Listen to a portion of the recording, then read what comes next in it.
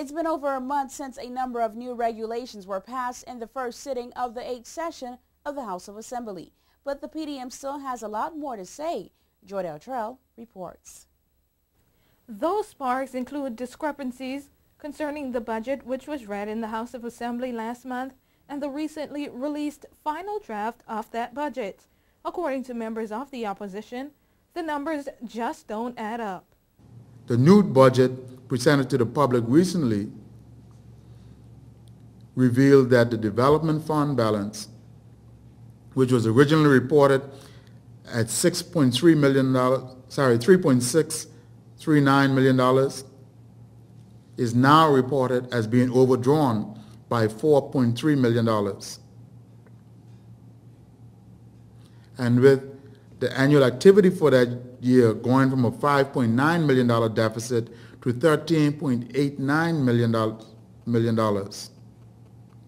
The country's reserves that were previously recorded at zero are now being reported as being overdrawn by $10.69 million. So instead of having zero reserves, we have an overdraft for our reserves of $10.696 million.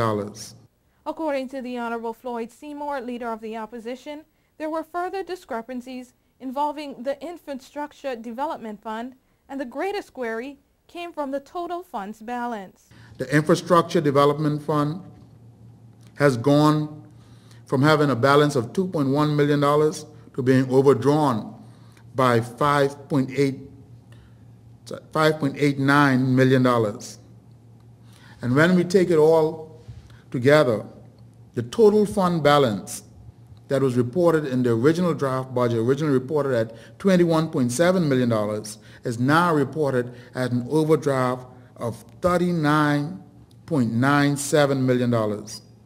Very big discrepancies. So what does the Minister of Finance, the Honorable Floyd Hall, has to say about this?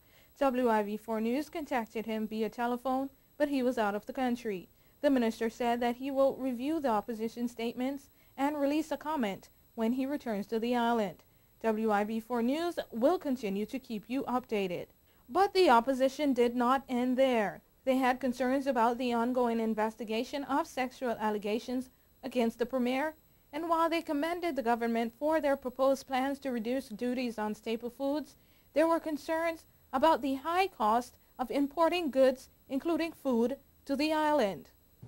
The increase in port security charge, the increase in stevedoring charges, the increase in cargo dues, those all add to the bottom line and to the cost of importing food items into this country.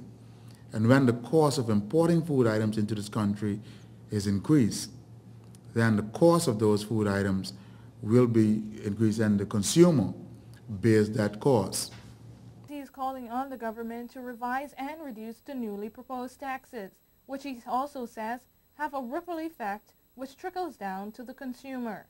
For WIV4 News, I'm Joy Deltrell.